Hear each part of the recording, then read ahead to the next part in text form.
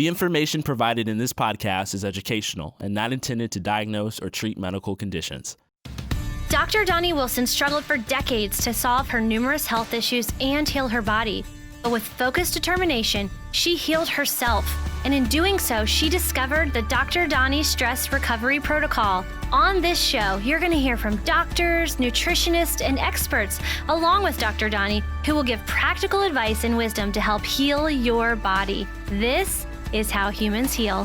Hey guys, this episode is from one of Dr. Doni's live Facebook streams where she answered listeners' questions live on Facebook. I feel like I'm a student of stress and a student of how stress affects humans. And so I love get to interact with all of you because I look at it as just really opportunity to understand how stress affects each of you differently. Yes, we're all human and we all have somewhat similar stresses, probably to some degree. There's so many different types of stresses out there. Usually when we talk about stress, we think of things like divorce or moving from one house to a new house or a different state or a different country, or the stress of the death of a loved one or family member or even a pet is definitely a stress. Those are some of the ones that are more obvious to us, right? And those are human experiences that we most all do have in our lifetime. We don't always have the experience of going through a pandemic, but now all of us have done that. And that's definitely going to be added to the list of possible stresses that we didn't even know probably in the past. If you had asked me a year ago, I would have even had that on the list or thought about it. And there's also stress, certainly with sometimes stress in relationships at home or relationships at work. Even just work in general can be stressful if you have a lot of demands at your work, a lot of deadlines. I know that I a lot of times hear from people who work in, let's say, journalism, where they have a lot of deadlines and they have to get the story done by a certain time, or in the financial world, or right now the accountants, because tax season shifted to July. I think this is the most stressful time of year for accounting offices, right? I'm trying to get the taxes all done. So work can be really a stress, or even if it's, say you're a performer, a musician or an artist, then you have the stress of auditions and are you going to get the part, and then how to make sure you have everything prepared for your performance. If you're a teacher, there's a lot of stress with needing to be prepared for your students and meeting all of the criteria that come along with being a teacher, right? So I just know that with a lot of different positions at work, there's stress. Even every job, right? Even just like my daughter right now, she's working for a Italian restaurant, and I can even see the stress there where sometimes you're just trying to do your best customer service and get what people ordered for their food out at the time they need it. And, sometimes we can feel stress with many different things that we possibly do during the day. Even stress with parenting, right? So this is the thing is it's not like we're going to try to avoid all these stresses. Many of you likely want to be parenting children. And it's okay to acknowledge that there's some stress that goes along with all of these things. Being in a relationship, having a job, being human is going to have stress involved. So part of it, I think, is realizing that there's nothing wrong with you or wrong with the situation when you're experiencing stress, to realize that's a human thing. In fact, humans are built to deal with stress. That's one way I think about it, is really our brains pick up, our kind of stress radar system picks up on stress constantly. Stress, not only even in psychological stress, but also there can be stress from changes in light exposure, or sounds can be a stress, or even toxins in our environment. Something we smell could be a stress. Even even an injury or an infection can be a stress. So stress comes in so many forms, but that's what our bodies are built to do. Our brains are built to notice things that are stressful. Our immune system is meant to help protect us from things that are stressful. Our bodies are built for stress. our brain then triggers the adrenal glands to make cortisol and adrenaline and respond to stress, right? So I see a question here, is stress and anxiety the same thing? And, I would say that anxiety is a feeling, right? Like a worry or a nervous or a mind racing. So when we usually say the term anxiety, we're referring to the mental state of it's triggered by stress. And I think sometimes they're used a little bit interchangeably, right? Like I think sometimes some people might say, I'm feeling stressed, and really what they're probably feeling is maybe anxious, nervous, worried, but they might also feel kind of like tense, right? Those are another words we use, or kind of like heart racing, maybe brain fog. You guys give me some words too. Like how does it feel to you when you feel stressed? Would you describe it as anxiety? Or would you describe it as something else? That'd be kind of interesting to see if we have different words to describe a similar experience, right? Because it can be, feel slightly different for each person. And again, that's one thing that I find really interesting is that while we know that there's a kind of, in physiology, and what we learned from this physiologist an endocrinologist named Hans Selye, back in history, back in the early 1900s, he studied stress and how it affects humans. And what he taught us is that there's a sequence of responses that the human body has. At first, it's this, what we usually think of as a fight or flight, where our mind races, our heart races, our blood's pumping, we're ready to respond, or sometimes we freeze. But either way, that's kind of this initial alarm phase, he called it, of stress response.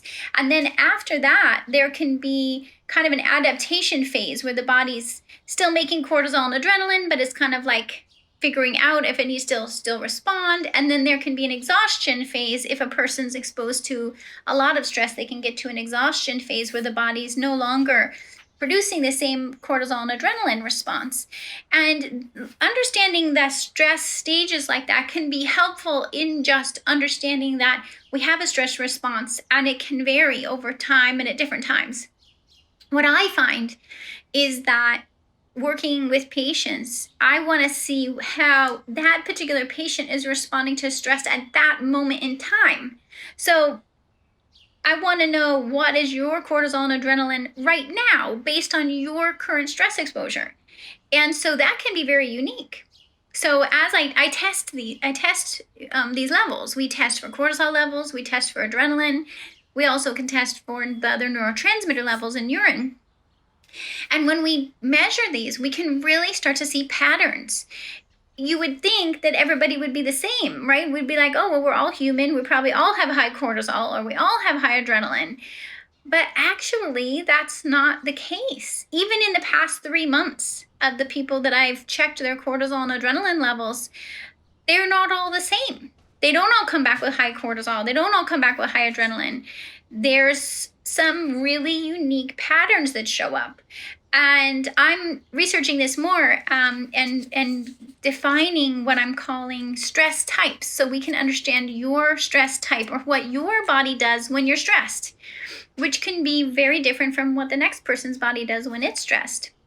And so one of the stress types, so I'm going to just talk it through a little bit with you and tell me if you can relate. Tell me if some of these words match your experience and start to kind of help you understand your body better. Because here's the thing is, when you understand how your body responds, when you understand your stress symptoms, but also your stress type, if you understand if your cortisol is high or low, is your adrenaline high or low, the more you understand about your body, the more you'll know what to do to help it when it's under stress. Like, what are going to be the solutions that help you rebalance and recover from stress? Because really, when it comes to health, when it comes to preventing stress from causing health issues, because we do know from studies that a very high percentage of health issues, it's over 75%, if not 80 or 90% of health issues are to some degree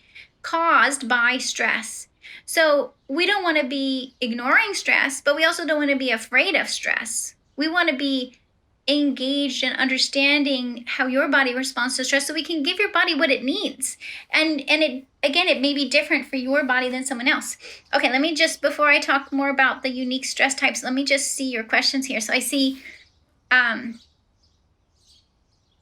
think of it as I get almost brain fogged with anxiety hit.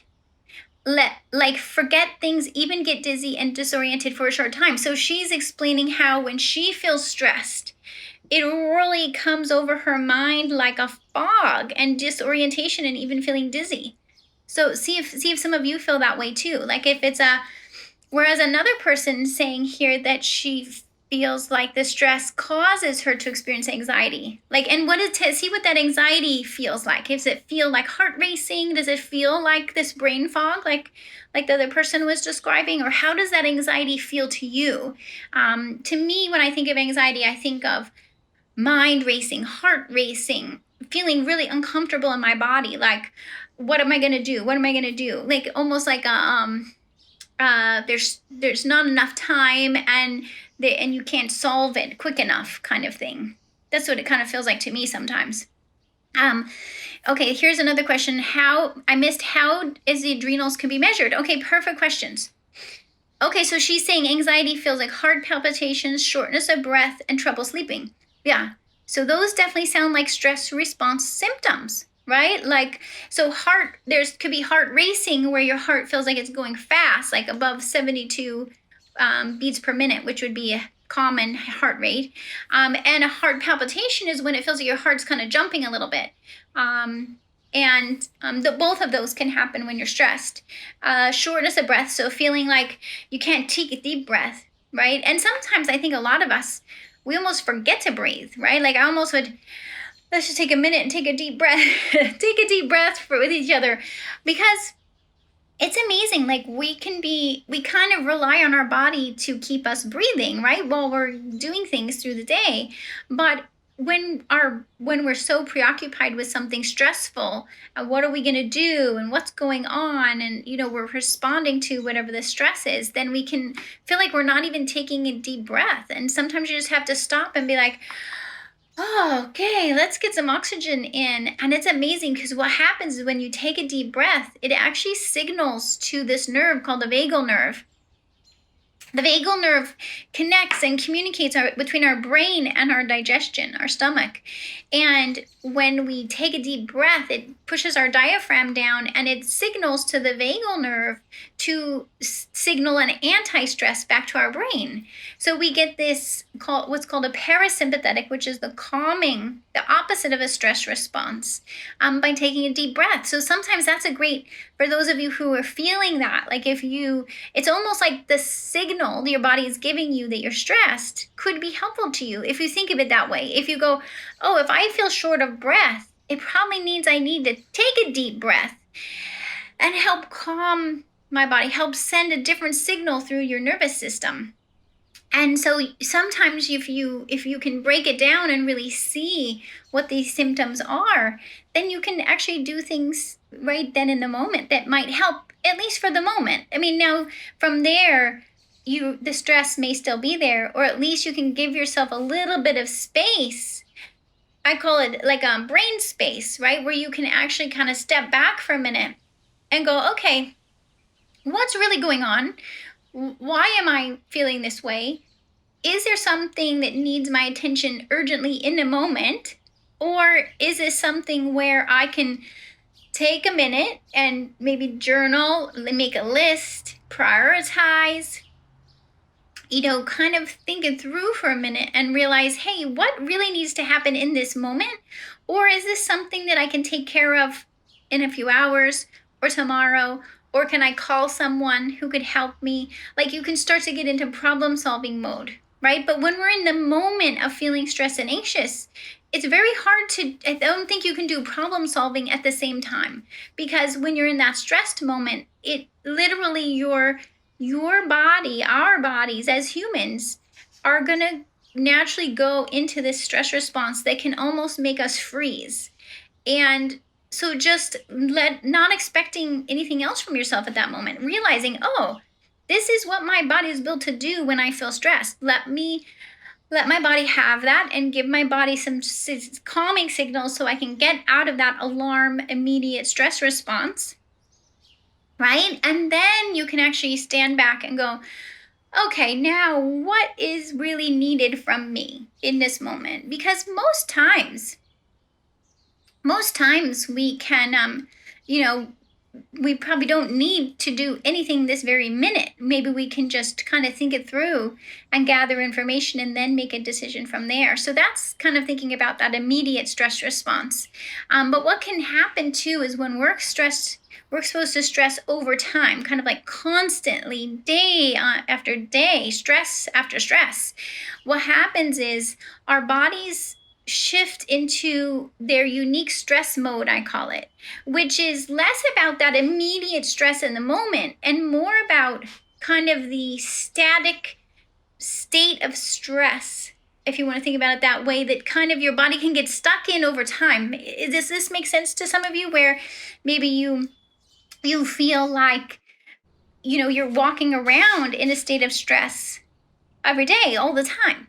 And that can definitely affect, you mentioned sleep, that can affect you might feel tired, you might feel anxious all day, every day. You might start to feel that is affecting your health in different ways. Like you might start getting headaches, you might start getting infections like sinus infections or bladder infections, you might get skin rashes or digestive issues. And that just those are more stress signals telling you that there's an imbalance in this. If you think of it like, we need a balance of stress and anti-stress. And when there's an imbalance there, when we have more stress than anti-stress, that's when health issues start developing. And so it's your body, the health issues are your body indicating to you that you need more anti-stress. And to some degree, maybe there's some stresses we can eliminate or avoid to sort of bring down this side and bring up the calming, the anti-stress, so that it can get back in balance again. Does that help to think of it that way? Like, how do we get your body back into this balance? And the thing is that definitely for me, in the way I grew up in my generation, the idea of self-care, like taking care of ourselves in a moment of stress, would have been considered self-indulgent or self-centered or selfish. I don't know if some of you can relate to those words. Like sometimes it feels like you might be aware that there's a lot going on, and it would really help you to be able to go take care of yourself for a few minutes and recover from the stress, but maybe you stop yourself because of some feeling of, I don't want to be selfish, or I need to take care of everybody else first, or almost like a codependency pattern, right? Where we're feeling like we can't take care of ourselves because we're afraid to say that we need that, or we're not comfortable making the decisions that might be needed to give ourselves that support. And so when we're looking at this balance and we see that maybe you're low on the anti-stress, and in that moment you realize, oh, I really need some what I'm calling anti-stress, which would be, maybe it's go for a walk, maybe it's time with your pet, maybe it's just time alone, maybe it's putting on some music or doing a meditation, taking some deep breaths. But if you're feeling like you don't deserve that, or you're not comfortable choosing that, then you're going to stay in that imbalanced state, right? And so I'm really curious if some of you can relate to that. Do you find it's hard for you to choose something that would be helpful for you, that would serve you, that would help you to get out of a stress mode? Is that hard for you to choose? Does it feel self-indulgent to you? Oh, here she's saying she has it hard. It's hard to prioritize yourself. Yeah, that's the thing. It can be really hard to prioritize yourself, especially if you have, children, and you're in a relationship, or you run a business, or you have parents, maybe you're helping with your parents' care, so there's so many things that we're trying to help with at any given moment, that sometimes it's hard to really realize, hey, what can I do in that moment? What do I need in that moment? So just encouraging you to be aware of that in that moment. If you can kind of start to just even be aware, if there's something that, if you're like, realize, oh my gosh, I'm overwhelmed, I'm feeling that feeling, whatever that is for you. If it's feeling brain fog, if it's feeling anxious, if it's like I can't sleep, you can just feel your body spiraling, then kind of say to yourself, hey, what could I do here in this moment that would be a little bit of prioritizing yourself? What would be, and just practice and feel it out a little bit. And if it's really uncomfortable, maybe even kind of look into that for yourself and say, why is it so uncomfortable for me to prioritize myself or realize that I need a little time for myself? Is it from my childhood stress? And that's one thing we really know from the research, is that stress in childhood can definitely affect the way you experience stress now. And not only that, but not only stress from your childhood, but stress from your parents and your grandparents actually goes into your genetic pathways. And it's called epigenetics. It's how stress exposure influences your genetic expression. And our genetics do play a role in how we respond to stress. So you might have had experienced stress or in childhood, which most all of us had some stress in childhood, whether it was from, parents who were getting divorced or substance abuse or many other possible scenarios in childhood that can cause stress. That sets you up for how you respond to stress now. It also sets you up for how able you are to choose self-care now. And so it can be, not that you have to go and you can't redo your childhood, but what you can do is become aware of it and become aware, okay, maybe what I'm feeling and experiencing and choosing right now is because of something I experienced in childhood. And so maybe I can do something to shift that now. Maybe I can, just by realizing it, a lot of times we can go, oh, okay, that's why it feels that way. That's why I feel hesitant to ask for support, or why I feel hesitant to prioritize myself. Makes sense, because I wasn't taught to do that in my childhood. But I can now I can now find ways, and it may take practice, right? You probably won't say it exactly the way you want to say it the first time, but you might start to go, wait a minute, what would actually help? And I think you might be surprised that the people around you might be more supportive than you would think.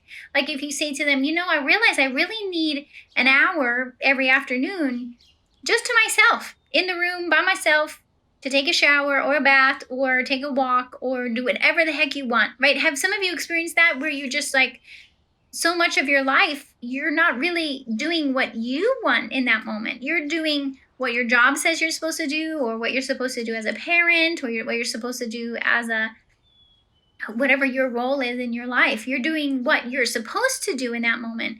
But what if you had an hour where you could just do whatever you felt like doing? If that's eating something healthy, if that's going to the store, if that's going to the beach, whatever you want to do in that moment. Sometimes you just need that kind of some time, some open space. Maybe you want to read a book, whatever it is. You just want some time to be able to just choose for yourself.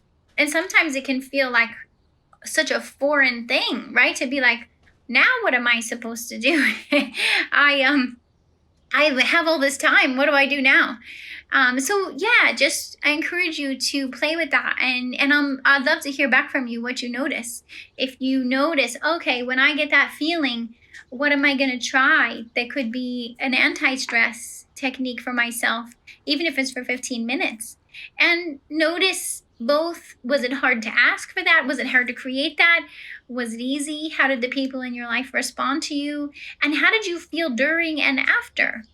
Right? So just like anything, we can learn from how our body feels and what that experience is, because then you might choose differently going forward. How might you want to change your schedule or make room for these things, these self-care and anti-stress. Again, that the things that would help your body get out of stress mode and recover from stress.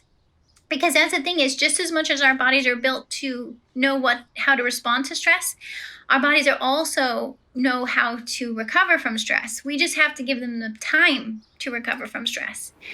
I don't know about you, but I love a good protein shake.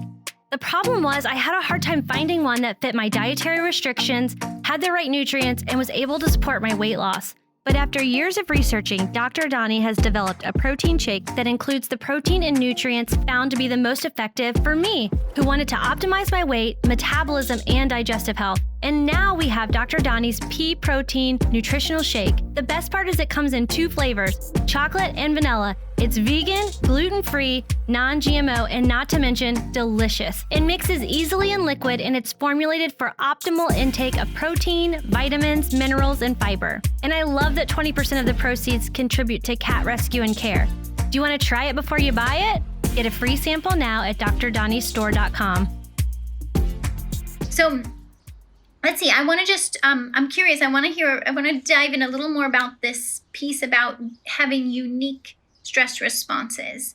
And one of the things is that one of the unique stress types that I identify is a stress type where the person who may have high cortisol and adrenaline, right? That's the one where we kind of assume that we would all be there. And it does happen sometimes. Some people have high cortisol in the morning when they first wake up, and those people tend to wake up in a rush of stress. So I don't know if some of you can relate to that, where if you wake up in the morning and your mind is just racing and you feel like you got to get out of bed and get a lot done, and and you might even wake up really early in the morning, like an early bird. That's more likely that you have a high cortisol. Now, you may also have a high adrenaline. The high adrenaline will feel like more like mind racing, and things need to get done quickly, and heart racing, and that's going to be more like that high adrenaline. Or here's the thing, is it could also happen in the evening. So for other people, is that the high cortisol happens in the evening, right? And cortisol should go down in the evening. So if it's going up in the evening, you're more likely to get your second wind after dinner and feel like you're going to get a lot done late at night and have a hard time being able to go to sleep, and feeling like you're just going to you couldn't go to sleep if you want to. Your mind is racing and running, and you're just up late. So that's more like high cortisol, high adrenaline in the evening.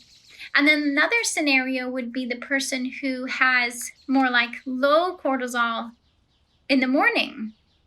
And this can feel like wake up and feel tired, like you slept, but you wake up and you're like, I just don't want to go get out of bed. I want to stay in bed. I feel unmotivated. I feel blah. That's that morning low cortisol. Now, even if interestingly, if you have low cortisol in the morning, you might have high adrenaline. So it's possible to have low cortisol and high adrenaline, in which case you might still feel tired, but you might have that wired feeling, that tired and wired that we hear about can be from low cortisol, high adrenaline. And there can also be where you might wake up in the morning just fine, but maybe it's the mid-afternoon where you start to feel tired, where you start to feel that low cortisol happening in the afternoon. And so these are some examples. I'm interested if some of you, please write in to me if you can relate to some of these scenarios. And for some people, it's a combination. You might experience more than one of those possible stress patterns.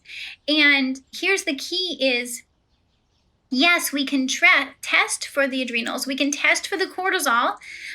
You can either test cortisol or you can test it in blood. But the thing is, when you test cortisol in blood, you're getting a single level at the time you had your blood drawn. And really, what we want to know your cortisol through the day. So we want to know your cortisol from morning, midday, evening, bedtime. So really at least 4 different cortisol levels. And we can either do that with saliva, where you spit in a tube at different times a day, or with urine, where you can do a urine collection at different times a day. And this way we can actually see your cortisol levels at different times a day. And adrenaline and neurotransmitters can be measured in the urine. So these are tests done at home. Most doctors' offices are not doing these tests. It's not standard tests. These are more specialty tests. But they are available, and you usually would have to pay out of pocket, but it's a few $100s. And can be really important information, right? Because you could try to, kind of go by your symptoms and and understand what's going on with your cortisol and adrenaline. But when you can actually measure the levels, then you know exactly what your stress type looks like. You know exactly what your body does under stress. Does it go to high cortisol? Does it go to low cortisol? Does it go to high adrenaline? Low adrenaline? Because these things all have different ways to help. So if the cortisol is high, we're going to use different herbs and nutrients than if the cortisol is low. If the cortisol is high, then we're going to want to use phosphatidylserine and banaba leaf or magnolia root or ashwagandha. These are herbs that are used to help decrease the cortisol. It's basically helping your brain know to turn off the stress response. And then there's also, if the cortisol is too low, we use different nutrients and herbs. We can use, we do very gentle supportive nutrients like B vitamins, vitamin C, and then we can use herbs like holy basil and rhodiola and glycyrrhiza that are herbs that increase the production of cortisol. And so you would use totally different products depending on what your cortisol levels are. And same with adrenaline. If adrenaline's high, we want to use, I usually turn first to magnesium, because magnesium, which a lot of us are depleted in magnesium, but magnesium helps us to process adrenaline and get rid of adrenaline. So if you're getting this heart racing, mind racing, can't go to sleep, feeling of high adrenaline, you might want to try some magnesium. And not just any magnesium. I usually recommend using a magnesium 3 and 8 because it's more calming to the nervous system, whereas magnesium citrate is better for helping with constipation. And then when the adrenaline's low, we use totally different nutrients. We're going to use the nutrients that help the body make more adrenaline. So we'll use tyrosine, for example, which is the precursor nutrient, so your body can make more adrenaline, right? Now, here's the thing is, even once I see where your stress type and your stress pattern is, then what I do is guide you through a step-by-step process, because it's tempting when you find this out to just jump right in. But what's important to know is we have to first help your body get out of stress mode. So if you've been in stress mode and you've been having a lot of stress symptoms, whether it's some of these that we talked about during the day or not sleeping at night, our first thing is we got to help your body get out of stress mode. We got to get this balance back, get the stress and anti-stress in balance first. If we see a low cortisol or low adrenaline and we just dive in and start trying to increase it, you're probably going to feel worse. Maybe some of you can relate to that. Have some of you taken products to help with adrenals or cortisol and felt worse because your body wasn't ready for it? If you're still in stress mode and you start supporting your adrenals, you're probably going to feel worse because your body's not ready for that. We have to really match. We have to go, let's help the body get out of stress mode first, which may mean helping with magnesium to calm the adrenaline. It may mean supporting this calming neurotransmitters like serotonin and GABA. And once we have enough calmness and making sure you get the self-care during the day, the anti-stress during the day, so that you can get to a better place of balance and out of stress mode, then we can help your adrenal glands recover. Because that's the other thing is you're probably not going to hear very many places. Your adrenals can recover. It's amazing. I mean, patients have really taught me over the years, the adrenal glands can recover. I don't want any of you to feel stuck. Because it's unnecessary. Our bodies, yes, respond to stress, and stress can affect us, but we can also recover from stress. Our adrenal glands can heal. We can get our cortisol and adrenaline back on track again.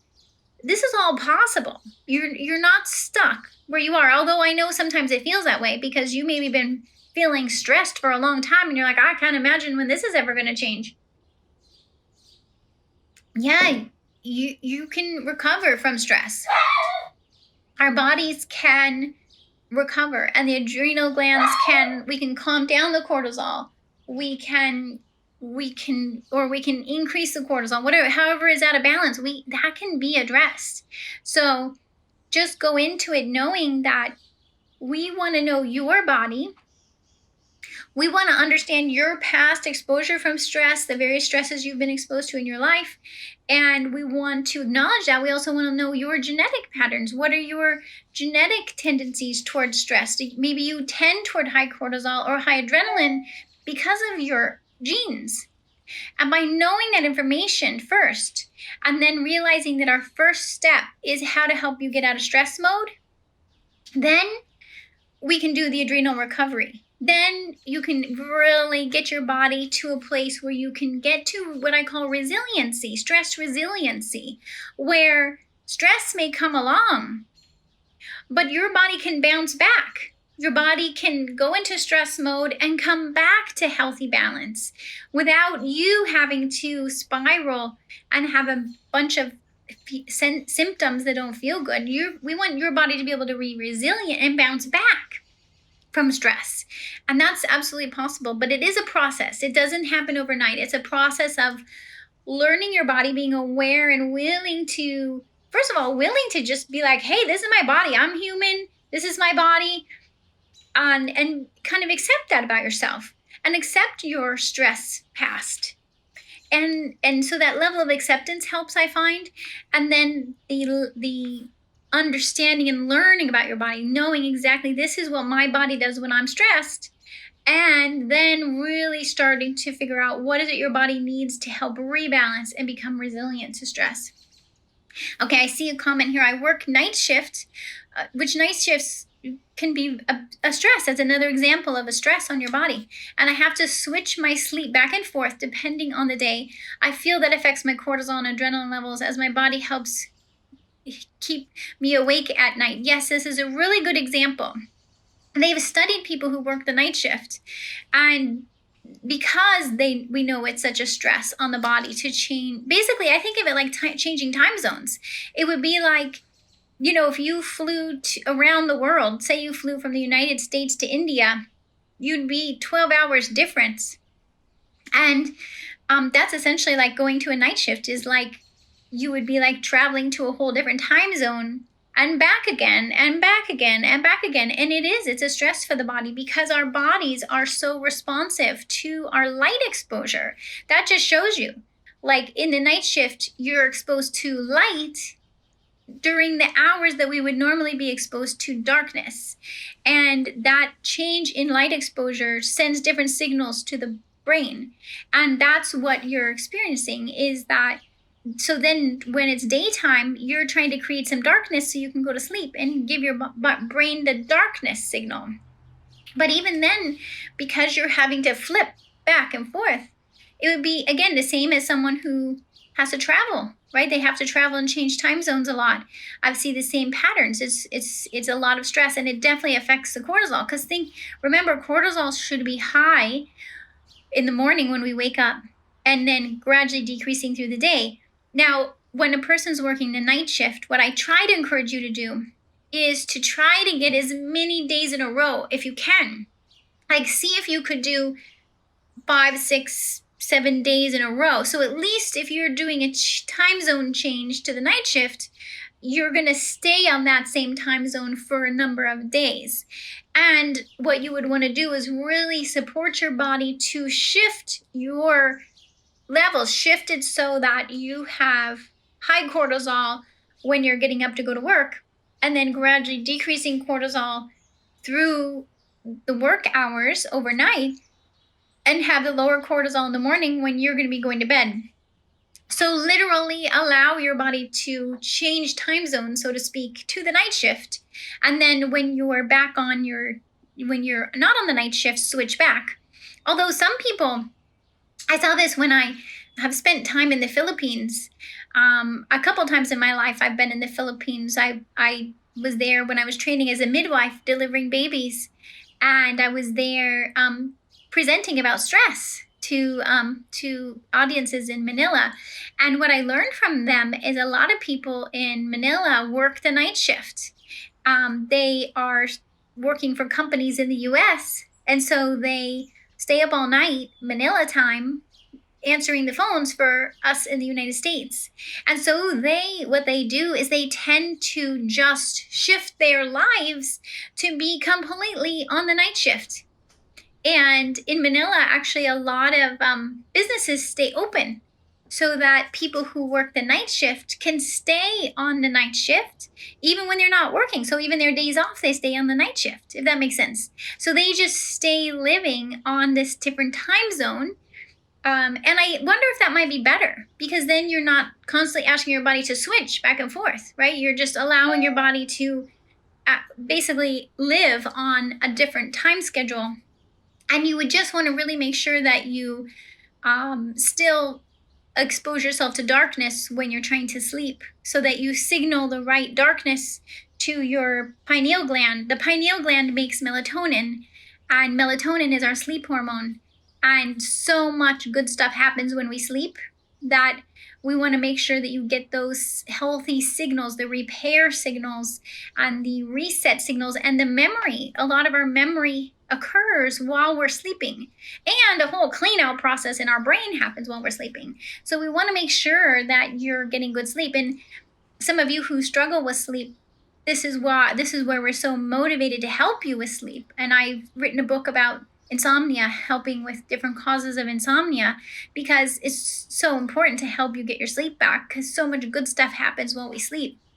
I'm going to be writing more about sleep next week. So this week, I just wrote a new blog about stress and some of these topics we've been covering today, about self-care and about stress types and how you can measure your cortisol levels. So that's going to be live on my website today. And next week, I'm going to be writing about sleep. So this is perfect because, those of you who are either working the night shift or struggling with sleep, then I'll have some more tips for you there. But it definitely, I think, this awareness can kind of help us realize, hey, because sometimes we feel like we don't really have choices, right? We kind of feel like we're getting up every day, just going through the motions, doing the things we're supposed to be doing.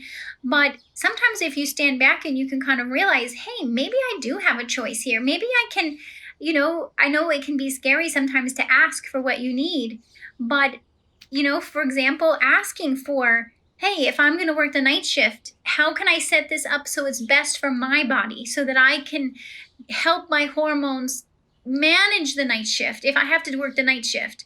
And then if you've been working the night shift for a while, I would encourage you to see if there's a way where we can get you not to working the night shift, because the more years you work the night shift, the harder it is on your body. And so at a certain point, it may be time to just say, hey, for my health and my body and my life, maybe I need to ask for a different schedule or even consider a job change, because we need, to me, your health is your priority. Your health is my priority. That's why I'm here sharing this with you, is I feel like health is so important, because it's what allows you to go to work. It allows you to be creative and be there for your family and enjoy yourself and do amazing things in the world. And so to me, having your health is so important that it's worth it to think about these things. It's worth it to stand back and think about, hey, is this really what I need to be doing at this moment in time? And is this really what I'm passionate about and want to be creating in my life? And what maybe could I do differently to create a different outcome? And I think if anything, going through this pandemic time has probably been, more than I've ever heard before, a chance for people to really rethink their schedules and their lives. To think, hey, maybe I don't have to be commuting into my office 5 days a week. Maybe I can work from home sometimes. Maybe that job isn't exactly the way I want to be spending my time. Maybe I want more time with my family and my friends at home. If we've been at home more, what are you learning about being at home? Do you get to feed yourself in a better way? Do you get to take care of yourself, exercise better? Or maybe for some of you, you've been exercising less since you've been home. So just take a chance to even journal. I don't know how many of you already journal, but maybe pull out a piece of paper, or if you have an actual journal, pull it out and write it. Maybe after listening to this, write a little bit of what's coming to mind for you. What has come into your awareness during this time of being in quarantine or shelter in place? What have you noticed about your body, your schedule? What things have been harder? What things have been easier? What things do you want to keep in your life, and what things do you want to change? And think about your stress response and notice now when you start to have feelings of stress, notice it. First of all, let a part of your brain be aware of it. Let a part of your brain go, oh, I'm feeling stressed. I'm feeling anxious. I'm feeling that brain fog again. And then go, what would help? Ask yourself, what would help me right now? What would help me right now to help my body through this stress response? Would it help if I could just scream? Would it help if I could just say to the person I'm talking to, you know what? I'm feeling overwhelmed. I need a minute. And I think we can all allow ourselves that, right? We could say, oh yeah, I've felt overwhelmed before. And yeah, I can understand that this person may need a minute to just collect their thoughts and kind of realize, hey, what's a priority in this moment? And giving yourself that space to do that. And then saying to yourself, hey, what can I create in my day to help myself to maybe not have to get into such stressful moments? Can I, is there a certain time of day I want to wake up? Is there something I want to eat when I first, do you need a protein shake in the morning? Do you need to bring some food with you if you're going out for the day? Or do you need to be ordering food to be delivered so it's available in your refrigerator? Start to kind of think, what do I want to have available to me so that I'm giving my body what it needs? Because I would even say that it's a stress if you don't have food available. If your blood sugar's dropping and then you're going for sugar and caffeine and your blood sugar's going back way up too high, that's also a stress to your body. Or if if you're eating too large of a meal, could even be a stress to your body. Or now intermittent fasting, and I'm going to be talking more about intermittent fasting soon, and talking to my friend and colleague about intermittent fasting. And it can be very helpful because one side of it is if we're eating all day and we're up at night and we're eating all night, our digestion is never getting a break from digesting food. And that's also a stress. But at the same time, if we fast all day, every day, or we go long hours without eating all day, that can be a stress. So a lot of understanding stress has to do with understanding the middle ground, this gray area in the middle. And I think as humans, we're used to things being more black and white, right? We're really used to things being like either this or that. And the thing about stress is it's not black and white. First of all, you each respond to stress differently, uniquely. So right there, it's not black and white. It's already unique. And then even in your unique stress pattern, you have to kind of find your middle ground. What is the perfect amount of time for you to have to not be eating overnight while you're sleeping? Is it 10 hours? Is it 12 hours? Is it 14 hours? How many hours of not eating? And then how many hours to get your meals in? And then even during your window of time that you're eating, say it's 10 hours or 12 hours between 9 a.m. and 9 p.m., let's say, or from 9 a.m. to 7 p.m. is your window of eating your meals. What's the best intervals for you? For me, what I find is my body does much better with smaller meals at more like 3 or 4 hour intervals of time, because then I can create the best blood sugar balance for my body. But for other people, it could be different. For you, you might need a little even smaller meals a little more often, especially if you're having blood sugar issues, especially if your blood sugar is doing a roller coaster ride and you go to hypoglycemia, you might need to eat smaller meals more often. And another person who doesn't have that going on, maybe you do okay with a little bit larger meals every 4 hours or 5 hours. So you want to know for your body what's the right timing intervals for eating, even because how we feed ourselves can be either an anti-stress or a stress. And so you want to, that's a perfect example of things we can choose and things we can do to help our body stay in a stress balance, is even just the timing of how we eat. And so I encourage you to even start journaling. How do you feel when you're hungry? How do you feel after you eat? How do you feel after you eat a small meal versus if you eat a large meal? And I think you'll start to, as you kind of observe your body and observe yourself, you'll start to learn what feels best to you. Your body will tell you, it will communicate to you what feels best and how you can start to choose even very simple activities that can be an anti-stress or a way to decrease the stress so that it's more in balance. I hope that's all helpful for you. Let's see. So I think that's good for now. I want to make sure all of you know about my newsletter, because I send an email newsletter every week. And I include my most recent blog post. Like today, the newsletter will include my blog post about stress and my approach to stress, and more about stress types. And then I also include the latest podcast episode and more information for you. If there's other podcasts I'm on or other activities that are going on, I like to share that as well. So I'll post a link to make sure if you go to, if you look for the link here under this live, you'll see where you can sign up to be on my email list to get my newsletter and more information about stress and what you can do about it. And I'm hoping you all have a really wonderful day, just with understanding yourself a little bit better and taking this chance to just really understand that your stress response is unique. And by understanding your stress response, giving your body what it needs, you can become resilient to stress so that stress doesn't have to have a negative effect on your health. Thank you so much for joining me. I'll see you guys all soon. Thanks for listening to How Humans Heal.